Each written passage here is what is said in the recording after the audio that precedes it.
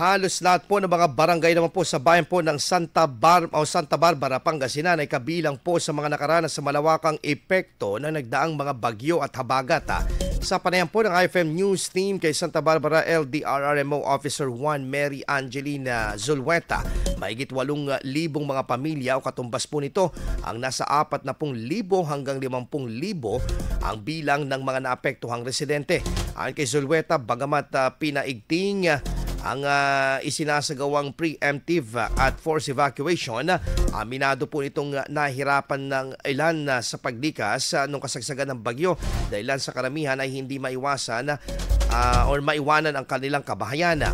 Samantala, patuloy na inaabisuhan naman ang lahat ng barangay, lalo na ang barangay Sungkil, Dalongge at Riverside sa nararanasan ng mataas na level ng tubig.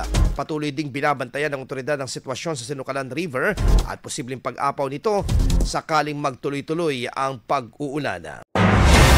IFM News. IFM News. IFM News.